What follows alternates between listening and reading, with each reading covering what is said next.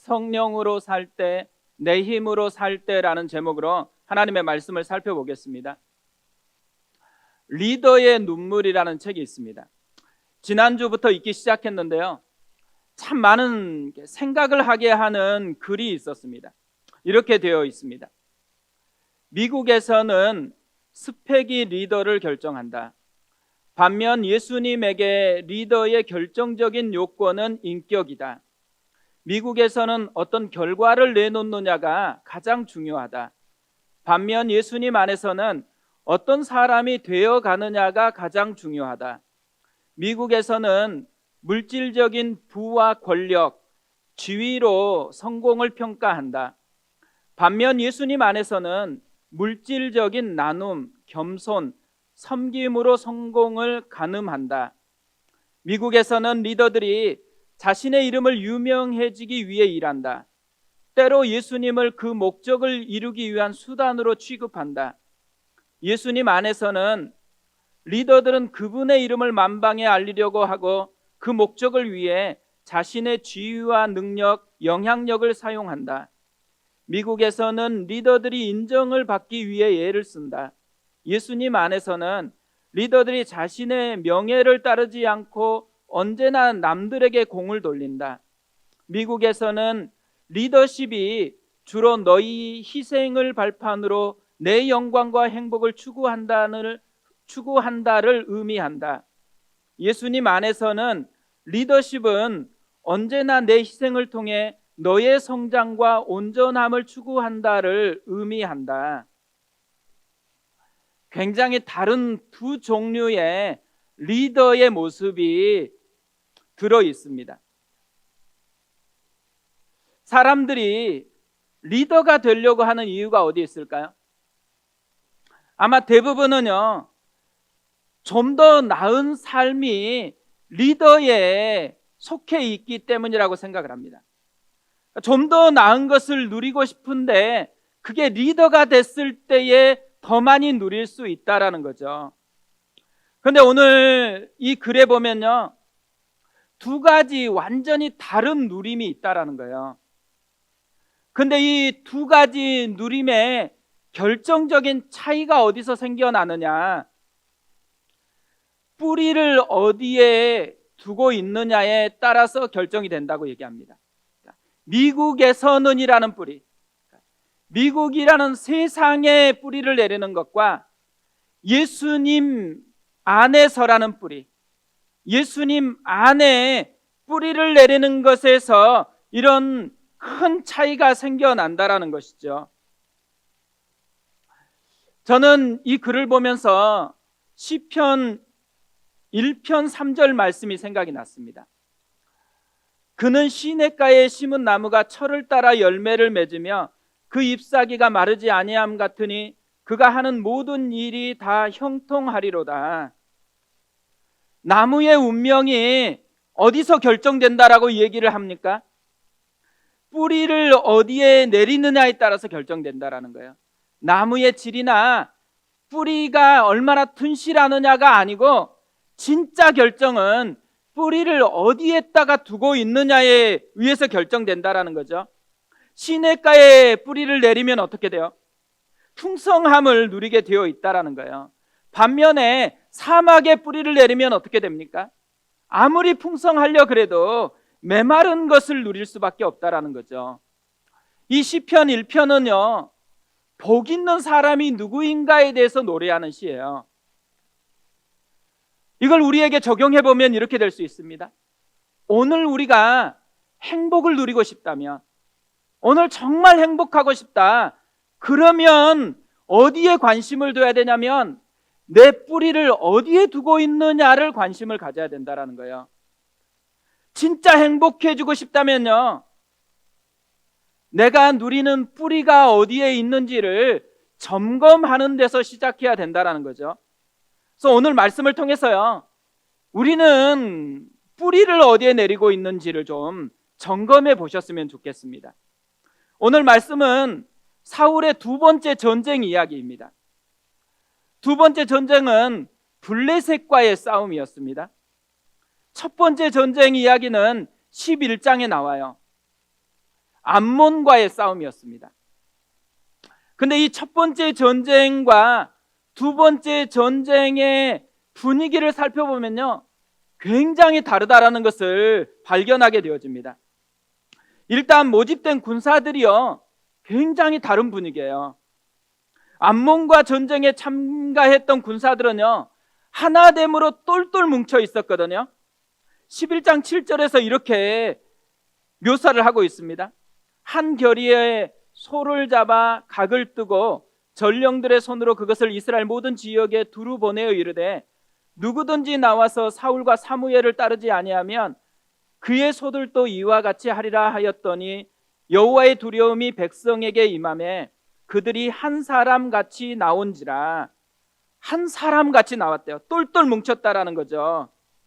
근데 지금 블레셋과의 전쟁에 참여한 군사들은요, 모래알처럼 흩어지고 있다라고 얘기합니다. 8절을 보세요. 사울은 사무엘이 정한 기한대로 이레 동안을 기다렸으나 사무엘이 길갈로 오지 아니하매 백성이 사울에게서 흩어지는지라. 다 흩어지고 있다라는 거예요. 그뿐 아닙니다. 이 두 군사들이요, 보고 있는 게 완전히 다릅니다. 암몬과의 전쟁에 참여한 군사들은요, 자기 동료들을 보고 있다라고 얘기해요. 8절에서 11장 8절에서 이렇게 되어 있습니다.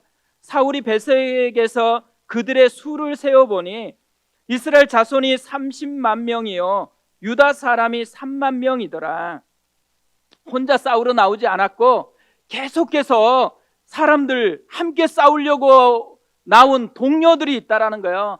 30만 또 3만 명이나 된다라고 너무 뿌듯한 힘을 내면서 이것을 보고 기록을 하고 있는 거죠. 그런데 이들이 본 것은요, 그것만 본 게 아니에요. 더 큰 걸 봅니다. 13절에 그들이 보았던 것을 이렇게 이야기합니다. 사울이 이르되 이날에는 사람을 죽이지 못하리니 여호와께서 오늘 이스라엘 중에 구원을 베푸셨음이니라. 자기 동료들만 싸운 게 아니고 하나님이 함께 해가지고 이 싸움을 싸우고 있다고, 함께 하시는 하나님을 보고 있다라고 이야기를 하고 있어요.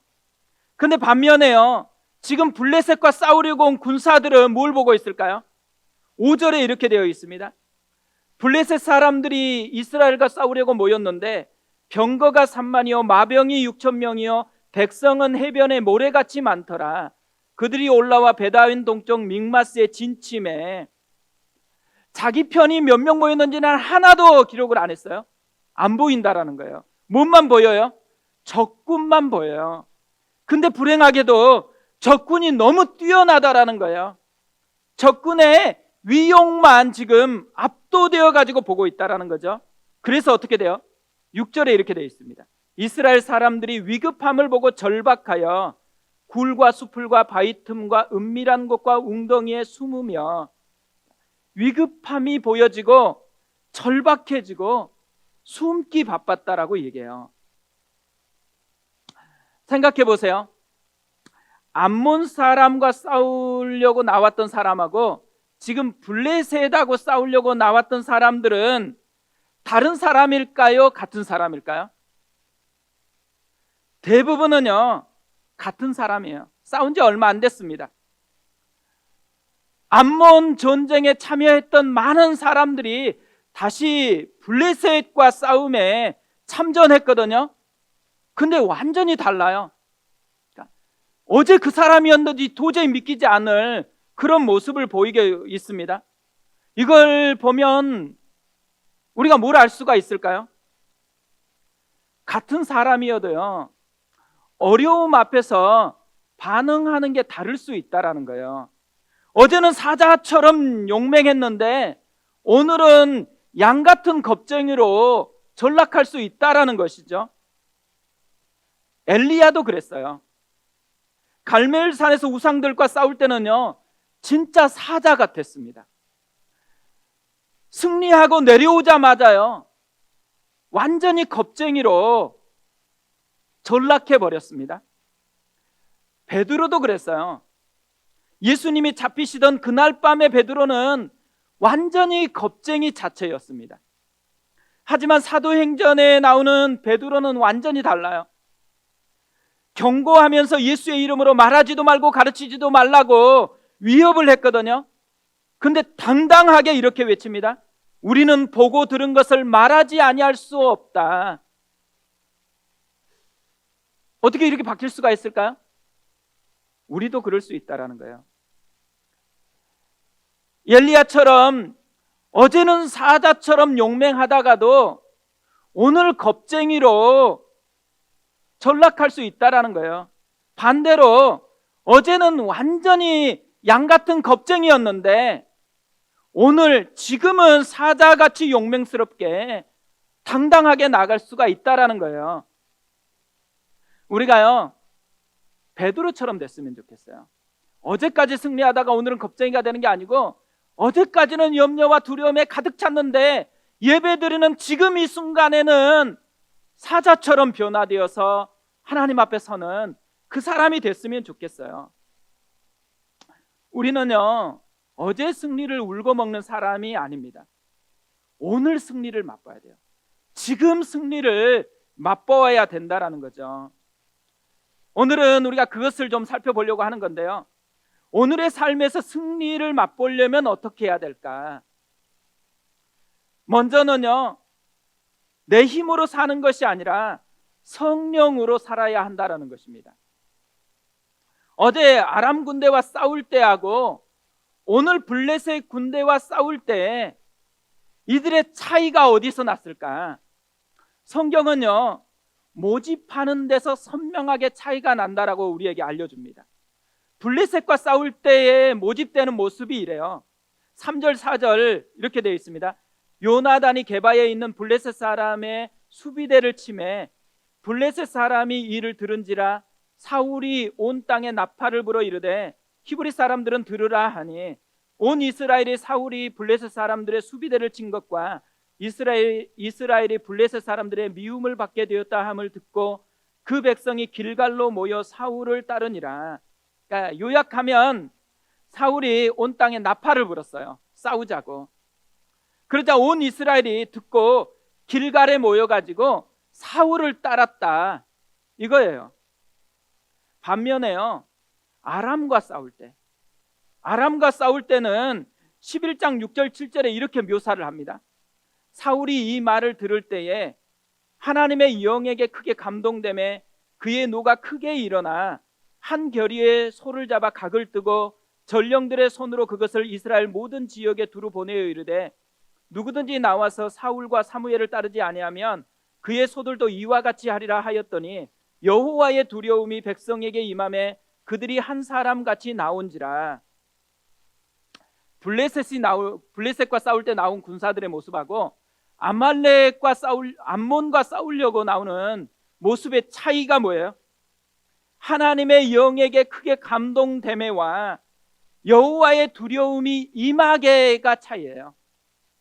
블레셋과 싸울 때는요, 그냥 사울이 모집했는데 암몬과 싸울 때는 어떻게 모집을 해요? 하나님의 영에 크게 감동돼서 모집을 해요. 블레셋과 싸울 때는 백성들은 그냥 모였어요. 암몬과 싸울 때는 어떻게 모입니까? 여호와의 두려움에 반응해서 모였다 그래요. 결국 같은 사람인데 이런 차이가 만들어진 이유를 뭐라고 얘기하냐면 성령으로 살았느냐 내 힘으로 살았느냐에 따라서 갈라졌다라는 거예요.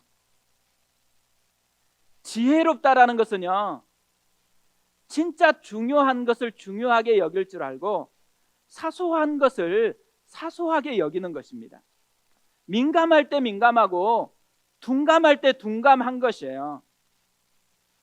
그리스도인들이 진짜 중요하게 여겨야 될 게 뭘까요? 오늘 말씀은요, 성령님께 반응해야 된다라는 거예요. 성령님을 의지하면 사자 같은 인생이 되는데 성령님을 의지하지 않고 내 힘만으로 살아가면 양 같은 겁쟁이가 될 수밖에 없다라는 거예요. 이게 그리스도인의 모습이라는 거예요.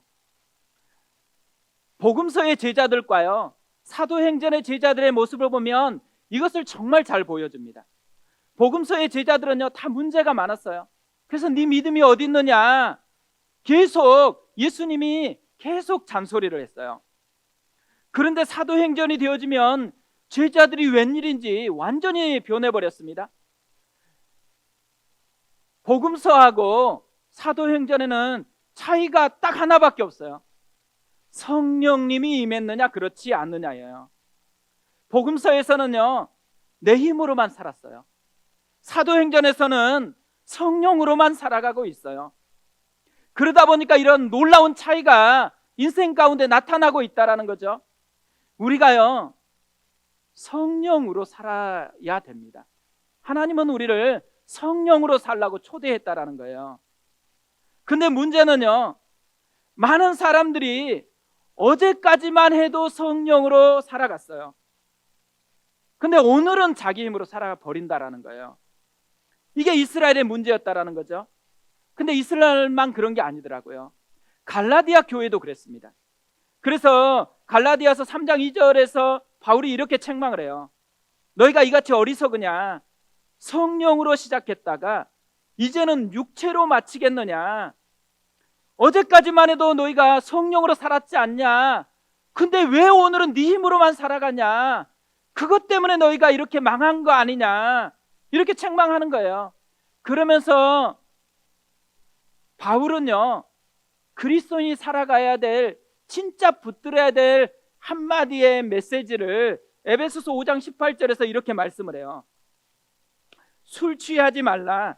이는 방탕한 것이니 오직 성령으로 충만함을 받으라. 오직이래요. 오직. 오직은 뭐예요? 다른 거 없다라는 거예요. 다른 거 생각하지 말라는 거예요. 다른 거 붙들지 말라는 거예요. 성령으로 충만함을 받으라예요. 받으라는 이 말은요, 현재 진행형 명령문이에요. 뭘 의미해요? 지금 순간순간마다 성령의 충만함을 받아야지만 된다라는 거예요. 그리스도인의 삶은요, 어제 훈련이 오늘을 결정하지 않아요. 어제 은혜 받았다고 오늘 아침에 풍성해지는 게 아니에요. 우리 그런 거 많이 경험하잖아요. 오늘 예배를 듬뿍 은혜를 받았어요. 그럼 집에 가면 되게 다를 것 같잖아요. 집에 도착하자마자 남편을 보거나 또 여러 가지 어지러진 것을 보면 어떻게 돼요? 은혜가 순식간에 사라지고 내 본능이 작동을 하는 거잖아요. 우리가 그런 존재라는 거예요. 그러니까 우리의 승부는 어디에 있냐면 지금 성령의 충만함을 받는 거, 지금 성령을 의지하는 거. 우리의 싸움의 승부처는 지금이에요. 지금 흔들릴 때 지금 성령님을 의지하는 거, 지금 힘들 때 지금 성령님을 의지하는 거. 이게 우리가 살아가야 될 방식이라는 거예요. 우리는요, 자꾸 착각해요. 어제 충만하면 오늘 괜찮을 거라고 생각하죠. 그것을 의지하면 안 돼요. 우리의 승리의 비결은 지금밖에 없어요. 지금 성령을 의지하고 살아가는 것이 우리가 해야 되는 가장 중요한 일이라는 것을 오늘 이야기가 우리에게 들려주고 있다는 거죠. 두 번째로요, 오늘의 삶에서 승리를 맛보려면 기억하라는 것입니다. 역사학자 아놀드 토인비라는 분이 계세요. 굉장히 유명한 역사학자거든요. 이런 말을 했습니다. 이 말도 유명한 말이에요. 인류에게 가장 큰 비극은 지나간 역사에서 아무런 교훈도 얻지 못한다는 데 있다. 이분만 그렇게 생각하는 게 아니에요. 철학자인 조지 산타야냐, 이름이 좀 어려운데요. 발음이 두 개 붙어 있으니까 좀 어려워요. 근데 이분도 비슷한 말을 했습니다. 과거를 잊어버리는 자는 그것을 또다시 반복하게 된다. 불행하게도요, 블레셋과 싸움을 보면 사울과 이스라엘 백성들이 역사 속에서 전혀 교훈을 받지 못하고 있다는 것을 발견해요. 그래서 승리의 역사가 반복됐으면 좋겠지만 사실은 그렇지 못한 쓰라림을 지금 맛보고 있다는 것이죠. 오늘 말씀에서 사울이 행한 것만 봐보세요. 백성들이 다 흩어지고 정한 기한 1회가 됐는데도 사무엘이 도착하지 않아요. 그래서 사울 왕이 직접 번제를 드려버렸습니다. 근데 그때 사무엘이 도착했어요. 그리고 사무엘이 묻자 이렇게 대답합니다. 11절 12절에 이렇게 되어 있습니다. 사무엘이 이르되 왕이 행하신 것이 무엇이냐 하니 사울이 이르되 백성은 내게서 흩어지고 당신은 정한 날 안에 오지 아니하고 블레셋 사람은 믹마스에 모였음을 내가 보았으므로 이에 내가 이르기를 블레셋 사람들이 나를 치러 길갈로 내려오겠거늘 내가 여호와께 은혜를 간구하지 못하였다 하고 부득이하여 번제를 드렸나이다. 이 말에는요 적어도 두 가지 문제가 담겨 있어요. 첫 번째 문제는 예배를 수단으로 전락시키고 있다라는 거예요. 원래 예배가 어떤 의미를 가지고 있어요? 내가 주인 돼서 마음대로 살다가 진짜 주인이신 하나님께 나오는 거잖아요. 자신을 내려놓고 하나님이 진짜 나의 왕이시다라고 고백하는 이 전환이 일어나는 시간이 예배 시간이거든요. 근데 사울은 지금 어떻게 되어 있는 거예요? 예배라는 수단을 통해서요 하나님마저도 자신이 좌지우지할 수 있다라고 생각하고 있는 거예요. 사울이 사실 부득이해서 예배 드리고 있다 이렇게 표현하고 있지만 실제로는 하나님을 경외하는 마음을 잃어버렸기 때문에 이렇게 예배를 드려버렸다라는 거예요. 그런데요 이 모습을 보면 생각나는 사건이 있어요. 사무엘상에 보면 엘리의 두 아들이요 언약궤를 가지고 오는 사건이 있어요. 이때 이 언약궤를 가지고 와서 행하던 그 모습하고 지금 사울이 행하는 모습이 똑같다라는 거예요. 잘못된 역사가 반복이 되고 있다라는 거죠. 과거 역사에서 한번 실패했으면, 전쟁에서 그것 때문에 큰 고통을 당했으면 지금은 그걸 깨닫고 과거의 역사 때문에 새롭게 반응해야 되는데 과거에서 전혀 도움을 받지 못하고 있다는 것을 보여주고 있는 것이죠. 또 하나 더 큰 문제가 있어요.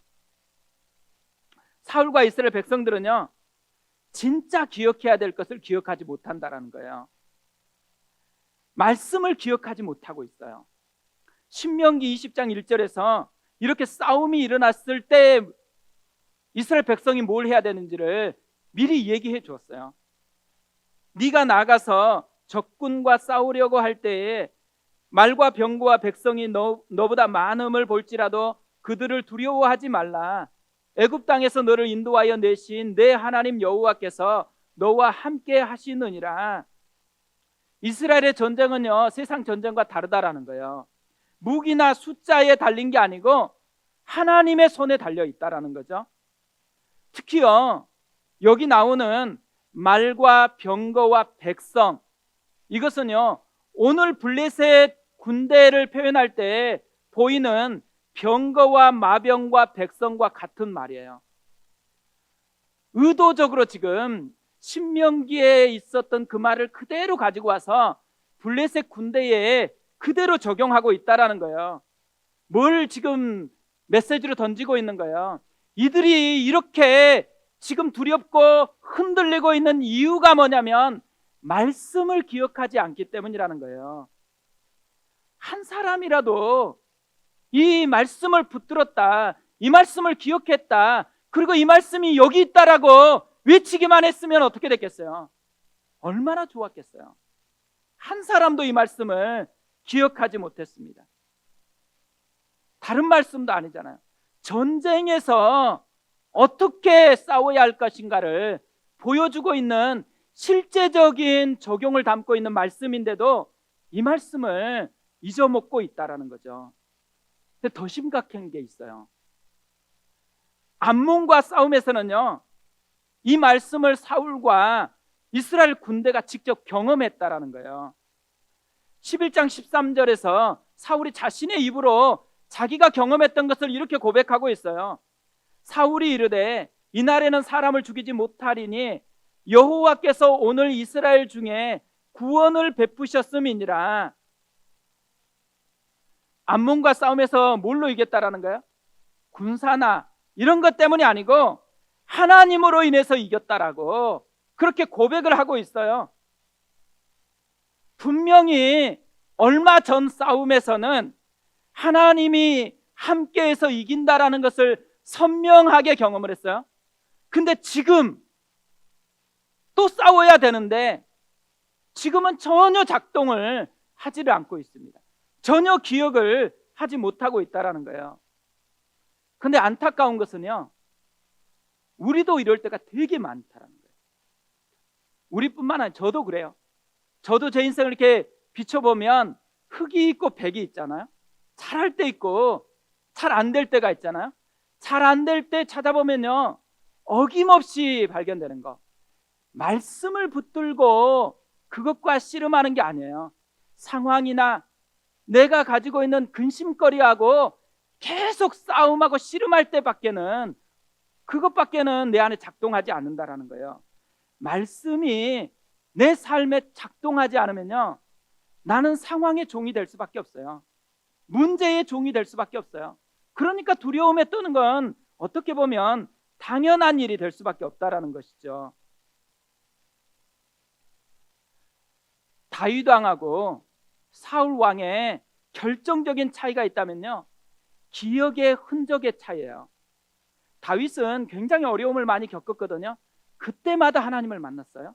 근데 이 만난 하나님을 시편으로 기록을 남겼어요. 기억의 흔적을 남겼어요. 근데 사울 왕은 어때요? 그렇게 큰 전쟁에서 승리를 했어요. 그럼에도 불구하고 전혀 기록을 남기지 않았습니다. 기억의 흔적을 소중히 여기지 않았다라는 거예요. 하나님은요, 기억의 흔적을 요구해요. 요단강을 건넜을 때 단을 쌓으라 그래요. 그 단이 왜 쌓아야 돼요? 기억의 흔적으로. 그것을 볼 때마다 하나님의 역사를 기억하라는 거예요. 하나님의 역사를 기억하면 무슨 일이 생길까요? 그 기억은 과거의 사건이 아니고 오늘 지금 내 사건으로 바뀌어진다라는 거예요. 이것을요, 아브라함은 정말 절절히 삶에서 경험을 합니다. 아브라함이요, 가는 곳마다 제단을 쌓아요. 제단을 쌓고 그곳에서 예배를 드리거든요. 왜 제단을 쌓았을까요? 기억의 흔적을 하나하나 장소마다 남겼다라는 거예요. 근데 애굽에서 대판 깨지잖아요. 그 깨진 마음을 가지고요, 아브라함이 먼 길을 돌고 돌아서 첫 번째로 제단을 쌓았던 곳에 가요. 그곳에서 예배를 드리면서 그 기억의 흔적으로 말미암아서 다시 살아나요. 깨진 마음이 다시 회복되어져요. 그러니까 기억의 흔적이 오늘 내 사건이 돼가지고 내 영혼을 회복시키는 능력이 된다라는 것을 아브라함이 풍성하게 경험을 합니다. 하나님은요, 우리가 기억의 흔적을 남기기를 원해요. 우리가 미러클 모닝을 하고 있잖아요. 왜 글을 쓰기를 원하냐면 기억의 흔적이 나를 살리게 하기 때문에 그래요. 우리가 다락방에 모여가지고 삶을 계속해서 나누어요. 왜 나누어요? 나눔을 통해서 그 기억의 흔적이 오늘 나를 살리고 또 듣는 한 사람 한 사람에게 현재 역사하는 하나님의 손길로 나타날 수 있기 때문에 우리가 나눔을 하는 거예요. 저는 목사가 되고서요, 되게 좋은 게 있다는 거 한 가지 발견했어요. 목회자들은 계속 반복을 할 수가 있어요. 계속 내 삶에서 경험했던 은혜를 반복할 수 있거든요. 근데 신기한 것은 그걸 반복하면 내 안에서 그게 은혜로 다시 소성하여지는 것을 저도 경험한다라는 거예요. 기억의 흔적이요, 옛날 사건이 아니에요. 지금 나의 사건으로 자꾸만 되살아나는 것을 제가 경험하고 있다라는 거죠. 지난주 금요일에도요, 제가 하나님의 큰 은혜를 받았습니다. 아침에 깨는데 찬양으로 하나님이 저를 깨우신 거예요. 너무 가슴이 벅차더라고요. 내 주는 강한 성이요, 이 찬양이 생각났습니다. 내 주는 강한 성이요, 방패와 병기 되시니 큰 환난에서 우리를 구하여 내시리로다. 옛 원수 마귀는 이때도 힘을 써 모략과 권세로 무기를 삼으니 천하에 누가 당하랴. 2절에 이렇게 돼 있어요.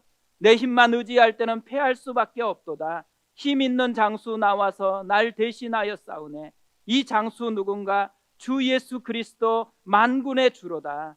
당할 자 누구랴 반드시 이기리로다. 깼는데 이 찬양이 너무 마음에서 울리니까요, 벅찬 거예요. 그래가지고 너무 궁금한 거예요. 이 찬양의 배경이 뭔지 검색을 해봤습니다. 이 찬송은요, 종교개혁을 일으켰던 마틴 루터가 지었더라고요. 이단자로 몰려서 재판을 받기 전날 밤에요,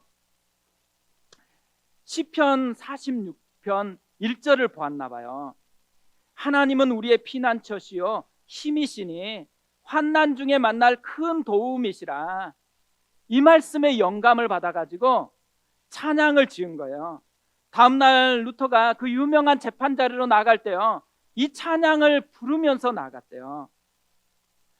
시편 46편 1절은 굉장히 과거 이야기예요. 근데 이 과거의 사건이 지금 현재 루터를 두려움에서 당당한 사자 같은 용맹함으로 바뀌어 변화시키고 있다라는 거죠. 그래서인지 몰라도요, 이 찬양은 어려울 때 많이 부른대요. 일제강점기에 한국교회가 이 찬양을 굉장히 좋아했대요. 많이 불렀대요. 1940년 부활절 아침에 평양 산정형 교회에서 신사참배를 거부하던 주기철 목사님을 잡아가려고요, 순사들이 다 진을 치고 있었어요. 현재적 그 위기 앞에서 주기철 목사님과 산정형 교회의 성도들이 이 찬양을 불렀대요. 내 주는 강한 성이요 방패와 병기 되시니 큰 환난에서 우리를 구하여 내시리로다. 종교개혁 때 만들어낸 과거 찬양이거든요. 과거 기억의 흔적이 오늘 또 고백하니까 오늘 그곳에서 용기를 만들어내는 현재적 능력이 되게 만들었다라는 것입니다. 그러니까 저도 그랬어요. 그날 아침에 그 찬양을 부르는데요, 제 마음에도 다시 힘이 솟는 거예요. 그러면서요, 정말 많은 분들이 생각이 났어요. 이제 수능이 얼마 남지 않았거든요. 그리고 임용고시도 얼마 남지 않았어요. 또 취업을 해야 되는데 얼마나 취업이 힘든지 몰라요. 결혼을 해야 되는데 만나기도 힘들어요. 그러니까 지금 우리 시대 젊은이들이 진짜 어려운 시대를 살아가고 있거든요. 근데 하나하나 생각이 나는 거예요. 또 기도 제목도 알려줬기 때문에 계속 생각이 나는 거예요. 생각이 나면서요, 이들이 이때에 이 찬양을 좀 불렀으면 좋겠다라는 생각이 드는 거예요. 또 아픈 분들이 얼마나 많아요. 아픈 분들이 이 찬양을 불렀으면 좋겠어요. 경제적으로 어려운 분들이 이 찬양을 불렀으면 좋겠어요. 영적으로 또 이 관계적으로나 정서적으로 어려운 분들이요, 이 찬양을 불렀으면 좋겠어요. 그래서 시편의 사건이 루터를 살려내고, 루터의 찬양이 과거 우리 믿음의 선배들을 살려내고, 그 찬양이 오늘 우리에게 다시 우리를 소송케 하는 현재적 능력으로 살아나는 그 역사가 일어났으면 좋겠더라고요. 그래서 계속해서 기도하면서 이 찬양을 불렀습니다. 하나님께서요, 우리가 오늘 승리를 맛보는 사람이 되기를 원해요. 오늘 정말 하나님의 능력을 내 사건으로 경험하기 원해요. 그러기 위해서 뿌리를 점검해야 된다는 거예요. 우리의 뿌리를 성령께 내려야 됩니다. 성령으로 살아가야 돼요. 내 힘이 아니에요. 또 우리의 뿌리를 말씀에 내려야 돼요. 말씀 속에 역사했던 하나님께 내려야 돼요. 왜 우리가 말씀을 붙들어야 돼요? 하나님은 어제나 오늘이나 동일해요. 어제의 사건을 오늘의 사건으로 그래서 만든다는 거예요. 그래서 성경이 소중해요. 성경이 어제 이야기가 아니고 오늘의 이야기이기 때문에 오늘 우리의 삶에서요, 이 은혜를 경험했으면 좋겠습니다. 우리 그 마음으로 하나님 앞에 찬양하고 기도하겠습니다.